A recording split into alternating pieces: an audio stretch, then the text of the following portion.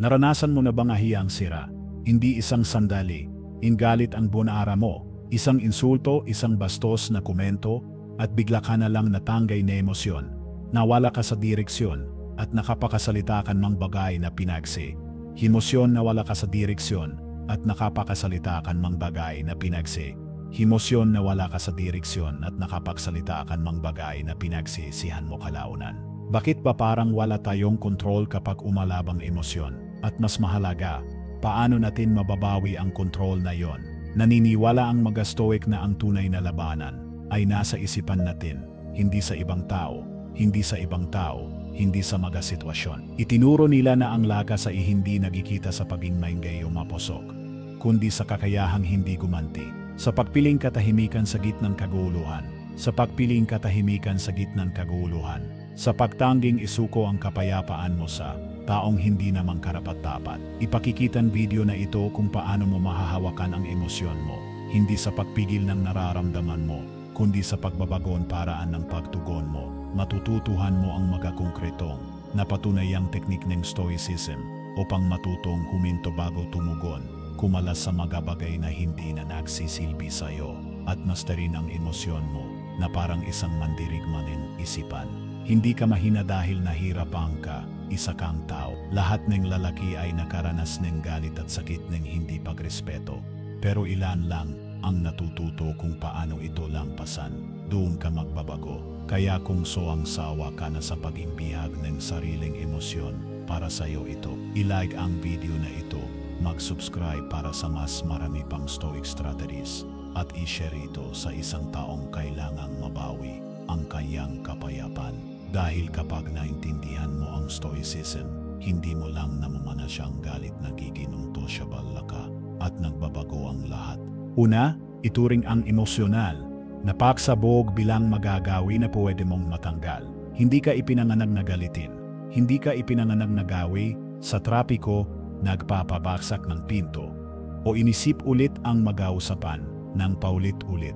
Ang ganyang reaksyon na tila automatiko na yon ay natutunan. Nakuha mo sa paglipas ng panahon dahil sa stress, kayabanggan, at isang mundong paulit-ulit na sinasabi sa mga lalaki na kailangan nilang maging matigas, maingay, at dominante. Pero ito ang katotohanan, ang tunay na lakas ay hindi maingay, tahimik ito.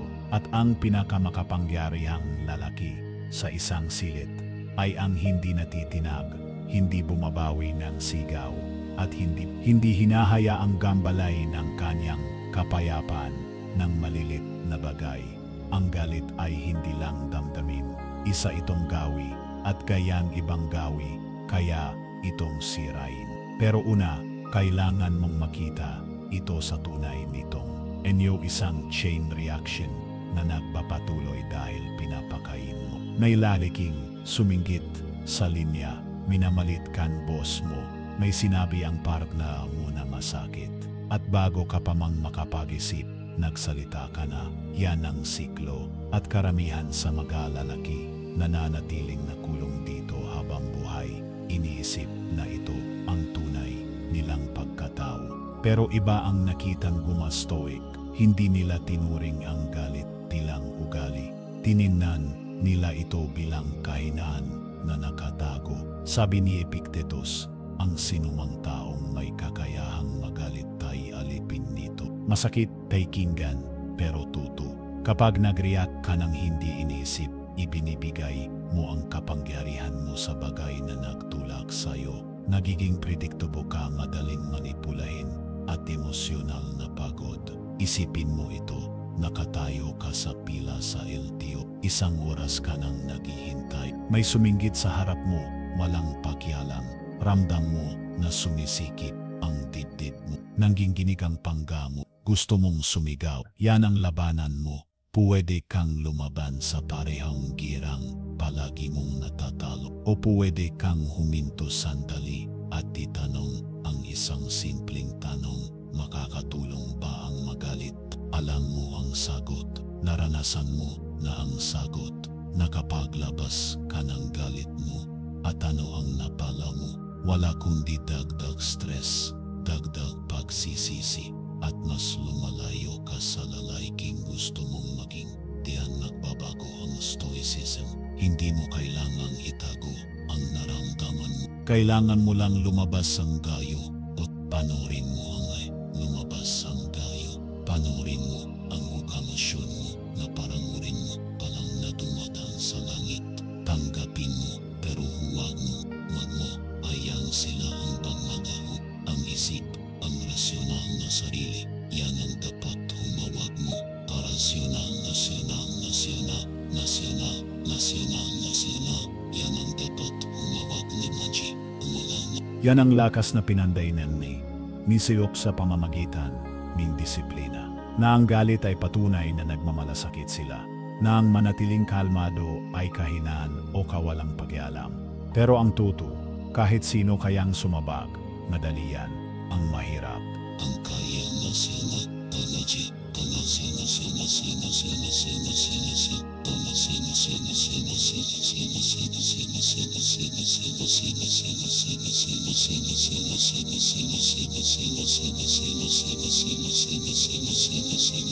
Kapag may nambastos sa'yo at hindi mo siya binigyan, ning kasiyahang makitang nagalit ka, yan ang dominance. Minsa, kapag binato ka ng buhay ng kaguluhan at nanatili kang nakatayo, yan ang kontrol. Kaya sa susunod na maramdaman mong umaakit ang init sa dibdib mo, huminto ka, huminga ka. Sabihin mo sa sarili, mugawi lang itong galit. Hindi ko na kailangang suwatin pa ito. At pagkatapos, lumakat ka palayo. Hindi dahil mahina ka, kundi dahil masyado ka ng malakas para sayangin. Nineriya mo sa manggabagay na hindi karapat-dapat. Nandito ka hindi para magpatrigger. Nandito ka para bawi ng kapangyarihan mo. At nagsisimula ito hindi sa pagbabago ng mundo, kundi sa pagbabago ng mundo, kundi sa pagbabago ng pagtugon mo. Tumugon ka bilang isang lalaking may hawakan ng kanyang isip. Tumugon ka gaya ang isang stoic. Panggalawa, kontrolin mo ang sarili mo sa halip na pilit. Kontrolin ang iba, madalin sumabog, madalin itaas ang boses, magbita in masyokit na salita o umalis bigla sa isang kwarto. Yan ang karaniwang ginagawan maraming lalaki kapag nakaramdam. Ning kawalang galang, umaatake para makabawi, ning kahit kaunting. Pakiramdam, ning kapangyarihan. Pero ang ganong uri, ning kapangyarihan, ay huwad. May ngiti ito sa simula, pero mabilis na nawawala at palaging iniwan kang masamahina kaysa dati. Ang tunay na kontrol ay hindi nakukuha sa pagdomina sa ibang tao. Nakukuha ito sa pagmamayari ng sarili mo sa gitna ni init na sitwasyon. Nililinlang kang galit. Sinasabi nito na kapag hindi ka gumanti, mahina ka. Na kapag tinulak kang giba, kailangan mo silang itulak pabalik ng mas malakas. Na ang pananahimik ay tanda ng pagsuko. Pero balikan mo ilang beses ba talagang nakatulong ang pagiging galit. Sumigaw ka, tapos sumigaw rin sila ng mas malakas. Napatunayan mo ang punto mo, pero nasira ang relasyon. Nanalo ka sa argumento, pero nawalan kang tulog dahil sa magasalitang binitiwan mo. At sa dulo, pakiramdam mo parang naubos ka dahil ang totoo, wala kang kontrol. Tumutugon ka lang, hindi ka talaga nagpapasya. Nin gayon, isipin mo ito. Nasa isang meeting ka sa trabaho. Kinuwestiyon ni manager mo ang ideya mo sa harap ng buong team hindi patas. May halong kayabangan. Ramdam mo ang init sa dibdib. Gusto mong sumagot, ipagdanggol ang sarili mo. Patahimikin siya. Pero may haninto sayo. Isang boss sa pulse sa loob mo ang nagsabi. Kapag sumagot, ako nin gayon. Lalala lang ito. Kaya haminto ka, uminga ka. Sabi mo, salamat sa feedback. Babalikan ko yan. At nagpatuloy ka. Sa tamang oras, kinausap mo siya ng pribado. May linaw, hindi emosyon. Yan ang kontrol. Yan ang lakas. At yan ang stoicism. Sabi ni Marcus Aurelius, may kapangyarihan ka sa isipan mo, hindi sa manggabagay, sa labas mo. Kapag naunawaan mo ito, matatagpuan mo ang tunay na lakas. Hindi na niwala ang stoic sa pagpapadala sa kayabangan. Naniniwala sila sa pagtugon, hindi sa padalos-dalos na reaksyon. Sa kalinawan, hindi kaguluhan. Naunawaan nila ang bagay na maraming lalaki ay hindi. Parinalam ang kontrolin ang ibang tao ay isang larong pagkatalo. Ang talagang makokontrol mo at palagi mong kayang kontrolin ay kung paano ka pumipiling humarap sa mga sitwasyon. Ang karaniwang pagkakamalin ning magalal ay ang paniniwalang ang pananihinig ay kahinawan na ang pagalis ay nagpapababa sa pagkatao mo.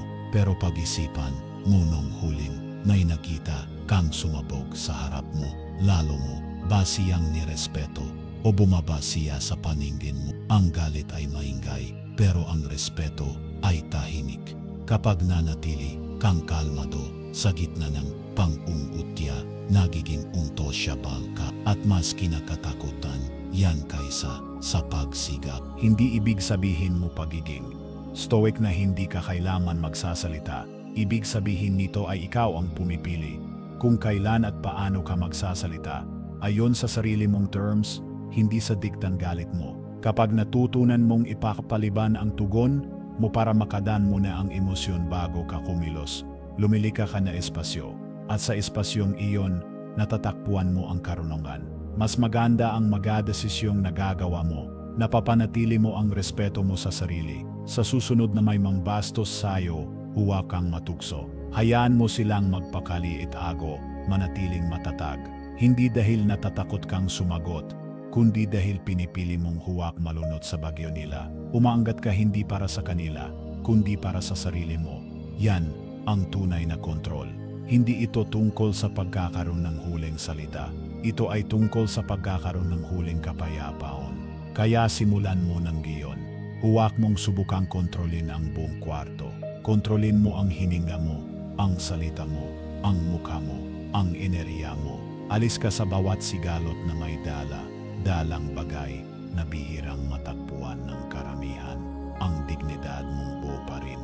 At yan ang panalong hindi kailanman maago ni iba. Pangatlo, palakasin mo ang katahimikan gaya ng isang kalamnan.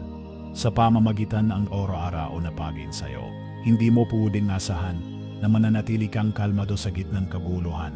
Kung hindi mo kailanman pinagpraktisan ang katahimikan at pagkalma, yan ang parte na madalas hindi napapansin.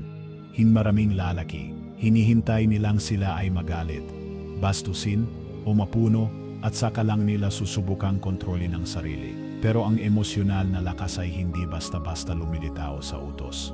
Pinaginsayohan ito, pinaghihirapan, hinuhubog sa mga tahimik na sandaling walang nakakakita. Gaya ng katawan na hindi lalakas kung walang tuloy-tuloy na ehersisyo. Hindi rin titibay ang isipan sa ilalim ng presyon. Kung hindi mo ito araw-araw na pinapalakas, ang self-mastery ay hindi parang switch na pinipindot. Isa itong kakayahan na unti-anting pinapanday. Isipin mo ang isang lalaking hindi pa nakakahawak ng weights kahit minsan. Bigla siyang papasok sa gym at susubukang buhatin ang 3 sandalbes. Siguradong mabibigla siya. Ganon din sa emosyon mo kung hindi mo pinagsasanay ang sarili. Huminto muna, huminga, at tisin ang hindi komportableng damdamin ng hindi agad tumutugon. Unang beses pa lang natamaan ka ng matinding pagsubok bibigay ka. Hindi dahil mahina ka kundi dahil hindi ka sanay. Nen gayon, isipin mo ito. Nasa bahay ka pagkatapos ng mahabang araw. Nabuhusan ng anak mo ang juice ang laptop mo. Bigla kang nainis. Gusto mong sigawan siya. Pero may kumiklik sa isip mo. Alam mong pinag-insayohan mo ito. Kaya sa halip na magalit, huminto ka, huminga, at sinabi mong tara, linisin natin. Mukhang malit na sandali, pero hindi ito malit. Isa yang rep, isa yang lakas na may kilos. At ang rep na yan, ang magsisilbi sa'yo sa mas malalaking bagyo. Ang stoicism ay hindi pilosopiyang para lang sa mga mungki sa bundok. Ito ay para sa totoong buhay, para sa mga sundalo lider, manggagawa, ama, mga taong araw-araw ay humaharap sa stress, ingay, at alitan. Tinuturo nito na ang kapayapaan ay hindi matatagpuan sa pag-iisa, kundi sa pagturo sa isipan mong manatiling kalmado sa gitnang bagyo. At ang training na yan ay nagsisimula sa malisik na bagay, pagising na maga para magnilay Pagsusulat nimo si bago matulog, pagpiling pananahinig sa halip na pangukot tiya kapag may nakakainis. Hindi ito magawalang sisay na ritual. Ito ang ukaut ng kaluluwa. Ang pagkakamalin karamihan sa mga lalakiho ay ang Hindi sa apoy bago patunayan na kaya nilang manatiling malamig.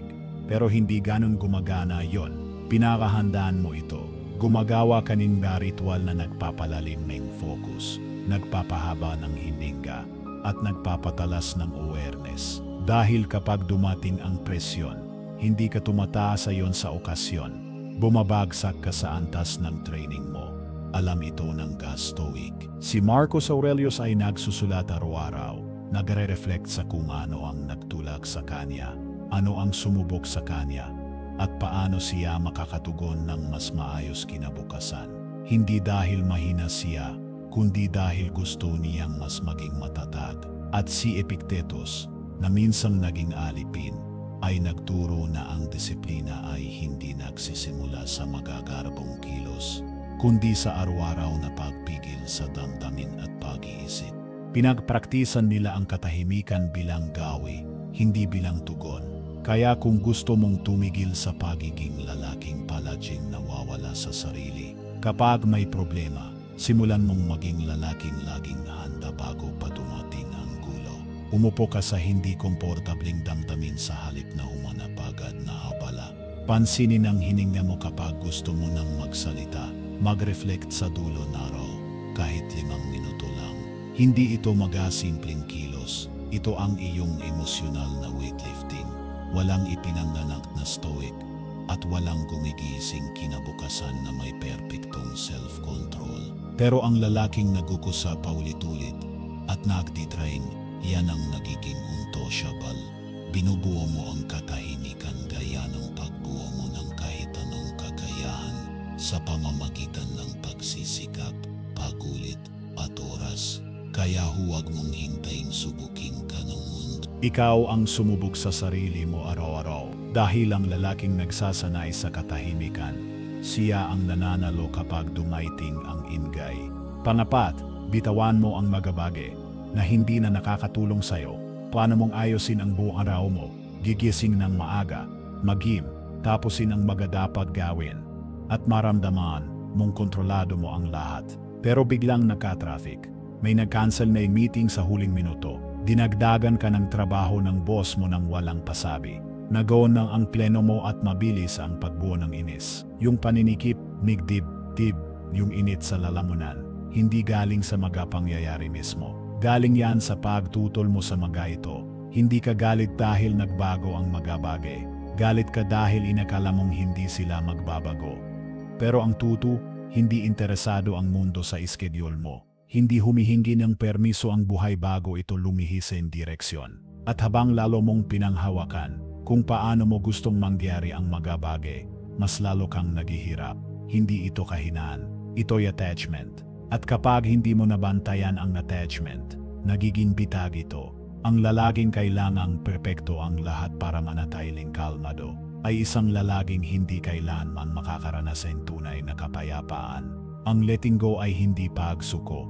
Ito ay pagilala kung ano ang hindi na dapat panghawakan. Ito ay ang matutong kilalanin ang pagkakaiba ng mga bagay na nasa kamay mo at ng mga bagay na kusa ng tumudulas palabas kahit anong higpit pang hawakan mo. Masalam itong mga stoic kaysa kanino man. Hindi nila sinasayang ang iniriya sa traffic sa bastos na tao sa biglang pagbabagoong plano.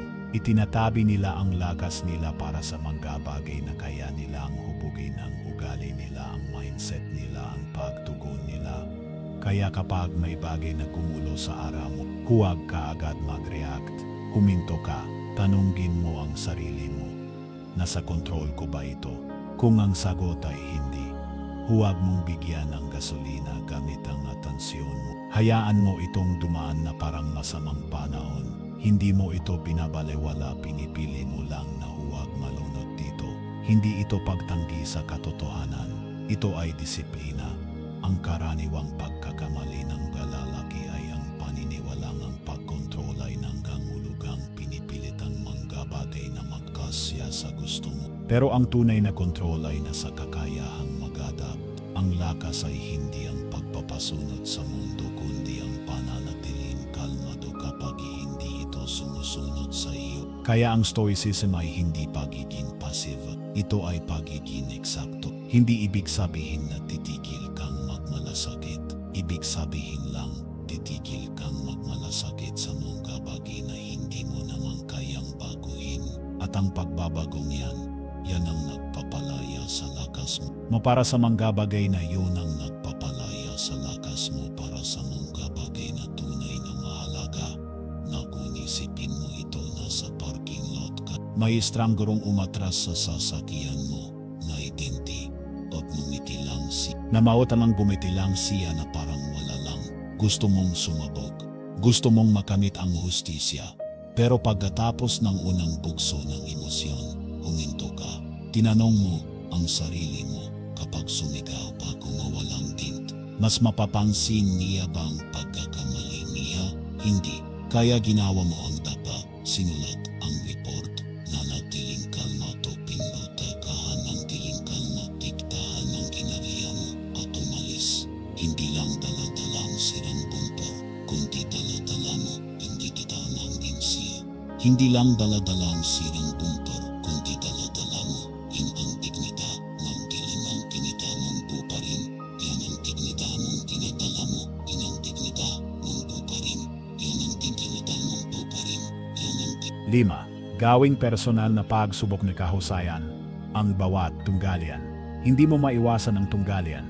Hindi kung buhay ka, nagtatrabaho, nakikisalamu sa mga tao, o bumubuo ang isang tunay na bagay. May isang taong hahamon sa'yo, hindi ka maintindihan, mamaliitin ka, o susubukin ang pasensya mo.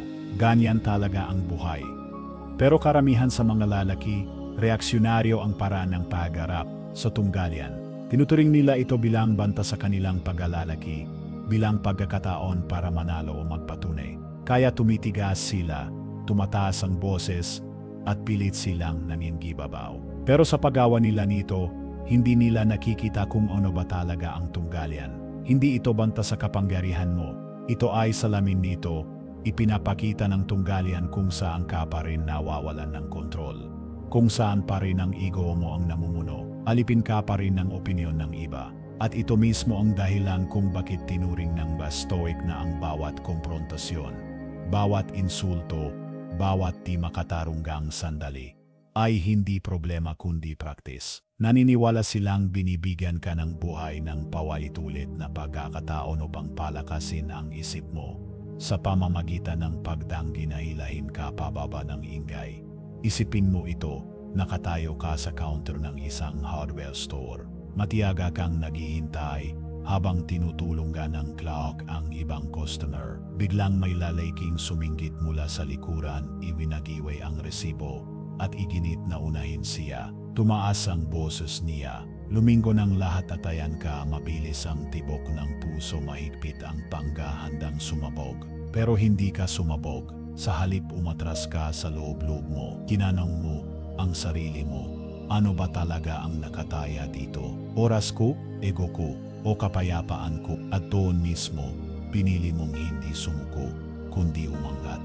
Hindi iyong kahinaan. Iyon ay kapangyarihang may direksyon. Ang pagkakamali ng maraming lalaki ay ang paniwala na ang pagiging kalmado ay pagsuko. Na ang hindi pagreakta, inanggan, hulugang nagpapagahasa ka. Pero ang ayan, mong agawin ng emosyon mo, sarili mo, iyan ang tunay na pagpito sa kapangyarihan. Ang isang stoic ay hindi iniwasan ang komprontasyon. Hindi lang niya hinahayang kontrolin siya nito. Nagsasalita siya kapag kailangan, pero hindi sa galit. Nagsasalita siyang malinaw, dahil lang niyang mas masama pa sa mawalan ng respeto ay ang ibaba ang sarili mo para tumbasan ang kawalang respeto. Habang mas nakikita mong pagsubok ang bawat hamon, hindi kung sino ang tanga, kundi kung sino ang may kontrol, mas nagiging matatag ka. Ang tunggalian ay hindi na isang digmaan, nagiging ginito. Hindi ka na nagsasayang ng enerhiya sa maliliit na argumento. Hindi mo na hinahayang palitin ng maliliit na tao ang mundo mo. Sa halip, ginagamit mo ang bawat sandali para palakasin ang sarili mo. Ganito namuhay si Marcus Aurelius. Namuno siya sa isang imperyo, hinarap ang pagtataksil, digmaan at politika, ngunit pinili pa rin ang katahimikan. Hindi siya nagabol ng paghihiganti. Ang hinabol lang niya ay integridad dahil nawan niya ang bawat interaksyon ay pagkataong para sa sariling pagpipigil, hindi pa minsan-minsan, kundi araw-araw. At ang magalaliging, may ganitong pananao ay hindi lang basta nakakalitas, sa tunggalian dumaraan sila rito ng buo, hindi matinag. Kaya sa susunod na may magbay, binimbidi na ulo mo, subukan mo ito. Sa halip na gumanti, manahimik ka. Sa halip na mangpatunayin bun, protektahan mo ang inariya mo. Sa halip na hayang maging tili, sa'yo ang kagulo ng nilaw. Ikaw ang maging katahimikan na hindi lamabad, hindi para mangpa-impress. Hindi para warang niya, hindi mamarali, kundi dahil sinanangin mo kundi dahil sinamo ng ang sarili, mamumanggit sa mga bagay na hindi sulit ikabaston. Hindi ka nandito para mangreyag sa bawat insolos. Isa ba mang dito ka para hasa iyo ng taling mo, at ang bawat sandaling nagsili, kasagin ng koktarong gaya niyon, pat ikinantunay na panalo, at sa bawat pagkakataong ginagawa mo iyon, nagpapatunay ka ng higit, pasakipangyarihan, ipinapakita mong napagtagumpayan mo na ang pinakamahirap. Nalarangan sa lahat ang sarili mo. 6. Manatiling nasa kasalukuyan. Dahil ang imahinasyon mo ang nagpapagalit sa'yo, hindi ang mismong sandali ang nagpapagalit sa'yo, ang isip mo ang tumatakbo. 10 hakbang paabante o 10 hakbang paatras. Hindi ka galit sa sinabi ni isang tao. Galit ka sa ibig nilang sabihin. Sa maring mangyari pagkatapos. Sa inisip mong ibig sabihin nito tungkol sa'yo. Sa dapat sa nang isinagot mo, ang ginggay sa isip mo. Doon nagmumula ang halos lahat ng paghihirap mo. At hanggat hindi mo natutunang itigil ang pamumuhay sa nakaraan o sa hinaharap, patuloy kang mawalan ang kontrol sa tangging sandaling mahalaga, ang ngayon. Hindi ito madalas pag-usapan ng magalalaki. Pero nangyari ito palagi. May suminggit sa'yo sa trapiko. 3 segundo lang gingabala iyon. Pero sa isip mo, inulit-ulit mo ito sa loob ng 30 minuto. Iniimaginin mong kinumpronta mo siya, sinigawan, at ipinakitang ikaw ang mas may lakas. Bitbit mo ang bigat na iyon sa susunod mong tawag. Sa meeting mo hanggang sa hapagkainan. Tapos na ang sandali, pero kinaladkad itong gisip mo na parang tanikala. Kaya ang malilit na bagay, nagiging mabigat na pasan, dahil hindi mo natuto ng pakawalan ito sa mismong oras na nangyari ito. Pinupunit ng suwisism ang kalat sa isip na parang talim. Sinasabi nito ang tangging merong kalang ay ang gayon. At sang gayon, walang insulto, walang inisip na masamang mangyayari, walang kasaysayang kailangang ayusin. Mayroon lang pagingga, kilos, at pagpili. Sanay si Marcus Aurelius na ibalik ang sarili sa kasalukuyan. Sa tuwing napapalayo ang isip niya, pinaalahanan niya ang sarili. Marimong iwanang buhay sa anumang sandali. Hayaan mong giyon ang magtagda kung paano ka kikilos, magsasalita at mag-isip.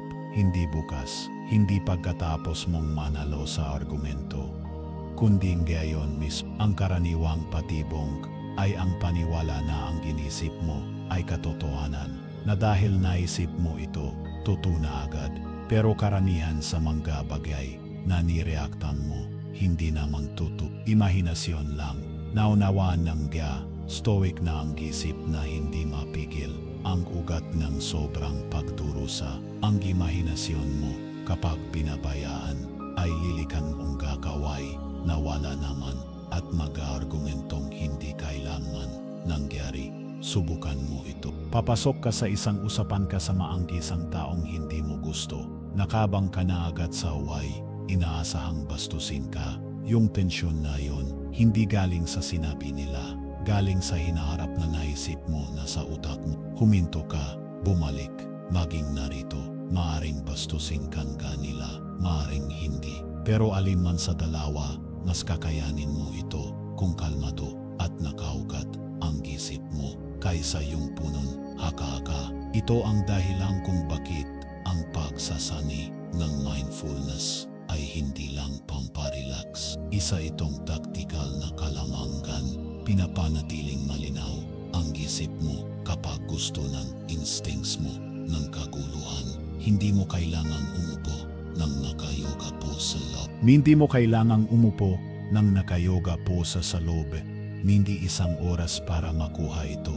Kailangan mo lang pansinin ang hininga mo, ang tindig ng katawan mo, ang tunog sa paligid, ang pakiramdam ng babayo tunog sa paligid, ang pakiramdam ng babayo tulog sa sahi. Sa tuwing gusto ng isip mong mag-imbento ng kwento, ibalik mo ito. At kapag ginawa mo ito, titigil ka sa sobrang pag-react sa mga bagay na hindi pa nangyayari. Titigil ka sa pagulit sa mga bagay na hindi mo na kayang ayusin.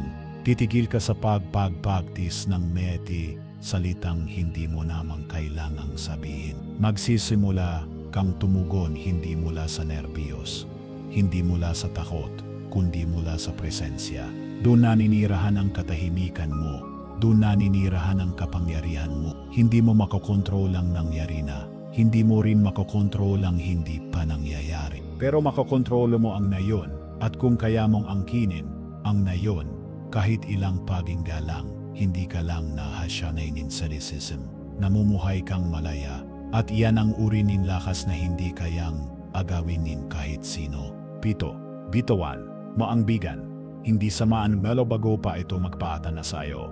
Hindi lang nito nilalaso ng iba, igin-isipan, kundi pinapahina rin ng iba o. Nakikita mo na ito sa lalaging kahit nakapapahinga, ay mukhang laging pagod. Sa taong mabigan ang lakat kahit walang binubuhat.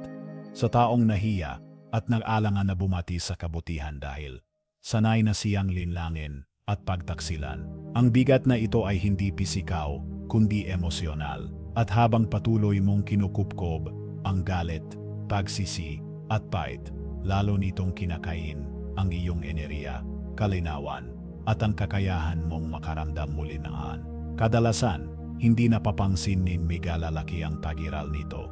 Hindi sip nilang nakapag-move on na sila dahil tahimik na lamang sila. Ngunit ang katahimikan ay hindi nagdadala nung tunay na pagaling.